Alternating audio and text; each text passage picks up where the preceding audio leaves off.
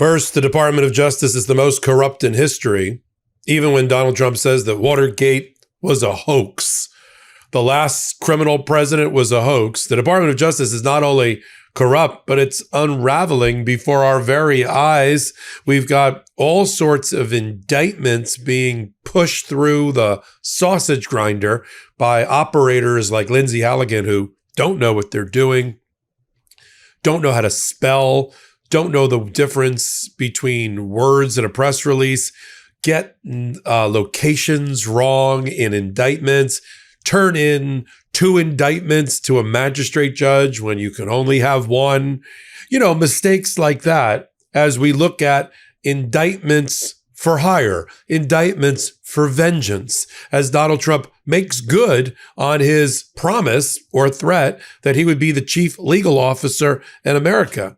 Evidence is already leaked out by way of the defense about Letitia James, about James Comey's cases, showing that they are not worth the paper the indictments are written on, that each of them has substantive major defenses to show no criminal intent and no wrongful conduct about their respective cases, and motions to dismiss for prosecutorial abuse, which is being heaped on them even as we speak. And we pull it all together in an episode of Legal AF, the podcast. Proud to report the #1 law and politics podcast on YouTube rankings week after week. And it's all because of you. And here's a clip of our most recent analysis. Department of Justice has been completely wrecked by Donald Trump, as we know.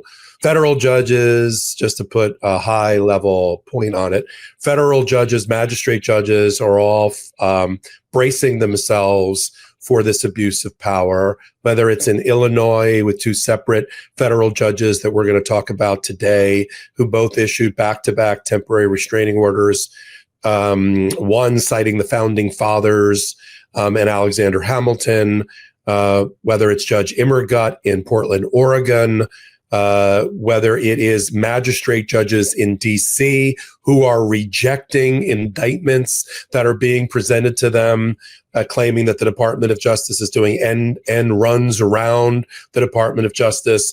You've got a completely madhouse happening at the Department of Justice. The tone from the top, which is set by the on paper Attorney General, because we know the Attorney General is Donald Trump, but the on paper one, Pam Bondi, she of blind ambition, makes all sorts of crazy statements and clutches at her pearls during a Senate Oversight Committee meeting and effectively lies to them about the state of affairs with certain investigations involving Tom Homan, the border czar, and $50,000 bribery, involving the Epstein files, involving James Comey.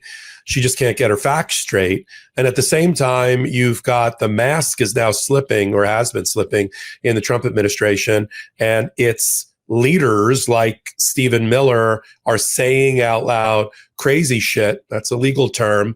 Like the president has plenary power, plenary authority, meaning he has unassailable, judicial reviewable power over many of the things they're doing, whether it's blowing up ships in the Caribbean, where J.D. Vance, the vice president of the United States, writes, "I don't give a shit," literally. Cover your children's ears here, folks, about whether that violated international law. You've got Stephen Miller, who had a Westworld moment where he glitched on national television when he started talking about plenary power, and talks about the fact that they are going to use the military and the power and hardball tactics like we've never seen before to quote unquote crush dissent. And then the reality, Ben, is that things like the cosplay National Guard takeover, which is going to cost the American people well north of $1 billion, already $200 million for DC alone. And what are they doing? They're not crushing Antifa. They're not crushing the radical left or dissent. They're picking up garbage. They're doing local police work. They're guarding federal buildings in which there's people in chicken suits and frog suits doing First Amendment protests. Or they're pepper balling members of the clergy and journalists. And so this is all coming to a head and kind of filtering through the federal courts as the Department of Justice decides that the best use of their time in the face of bad news reports is to indict, using primarily people who are unqualified and are risking their bar license. So we've got John Bolton, we've got Letitia James, and we got James Comey. So the Comey arraignment went terrible.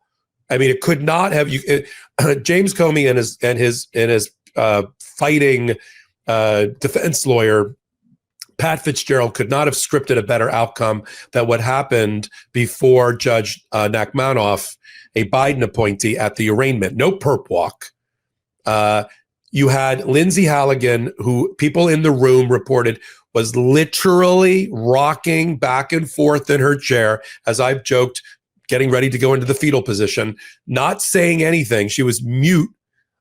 She just nodded her head a lot as she sent up 2 North Carolina prosecutors this judge has never seen before and are not yet sworn in or hadn't been into the Eastern District of Virginia to make arguments about the case. Pat Fitzgerald saw that he outmatched them and took full advantage of it. Judge, we're moving on motion for selective prosecution because this kind of perjury, these kind of statements don't get prosecuted in this district. Vindictive prosecution. This is all about Donald Trump trying to get back at James Comey for not doing his bidding when he was an FBI director, for sending information to the papers about his dismissal, for writing books against Donald Trump, plain and simple.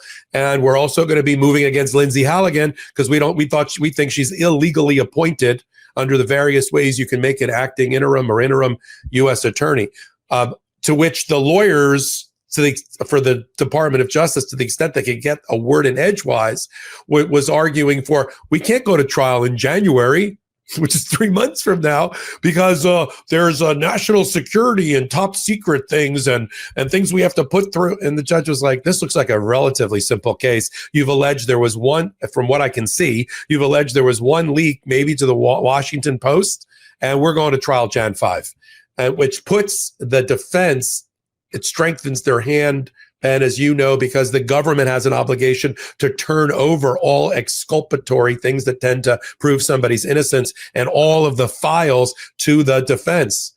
For instance, John Durham, the former special prosecutor who spent 4 years looking at things like James Comey, according to leaks, told the prosecutors, the career prosecutors in the office, don't indict James Comey because there's no evidence that he committed any perjury. I looked at it. He's going to be a witness for the defense if this case even gets that far. And I don't think it gets that far. I think this thing is on complete life support at this point. And I don't think this was the purpose of Donald Trump. He knows he's not going to get a conviction of James Comey. He just wants the headline to be that he indicted James Comey for perjury. And I don't think Lindsay Halligan really believes she's ever going to be the full-time U.S. attorney in the Eastern District of Virginia. That's not her job. Her job right now is to get indictments, including ones apparently her boss didn't know about when it came to Letitia James, and the confirmation process for the permanent position be damned. So that's the Comey thing. I don't know if you want me to turn to Letitia James before Bolton.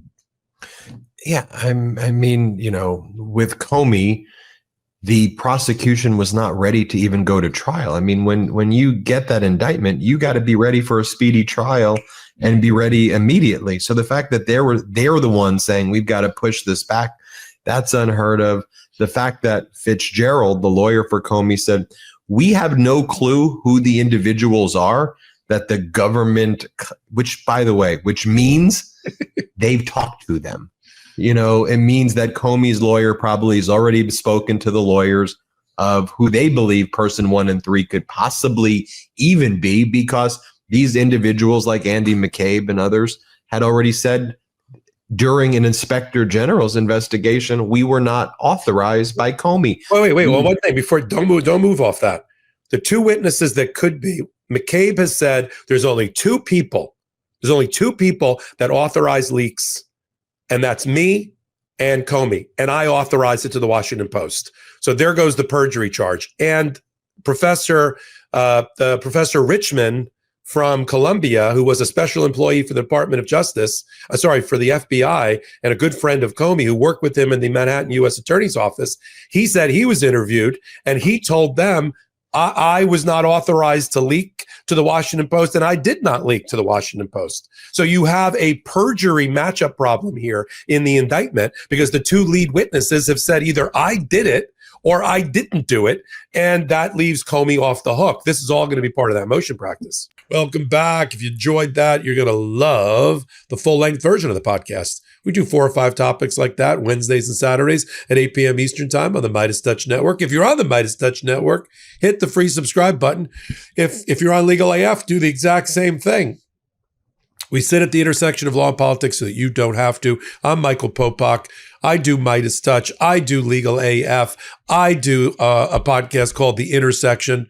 And I'm working 24/7 really for you. If you like what we're doing, subscribe on Legal AF, become part of the ecosystem. And the cherry on top, the membership card for Legal AF is if you become a Legal AF Substack member and a paid member at that. So if you want to help us, help keep the podcast, the granddaddy, the grandpappy of them all, 5 years in the making, doing as well as it's been doing. We could use a little love on the audio side, on the Apple side, on the Spotify side to keep us up there in the top 50 of all shows and news. And we could continue your love here on YouTube, watching, sending off, inviting people, continuing to grow our audience. I think we just hit number 21, our highest ranking on YouTube just last week. So until my next report, I'm Michael Popak. Can't get your fill of Legal AF? Me neither. That's why we formed the Legal AF Substack. Every time we mention something in a hot take, whether it's a court filing or a oral argument, come over to the Substack. You'll find the court filing and the oral argument there, including a daily roundup that I do called, wait for it, Morning AF. What else? All the other contributors from Legal AF are there as well. We got some new reporting. We got interviews. We got ad-free versions of the podcast and hot takes. Where? Legal AF on Substack. Come over now to free subscribe.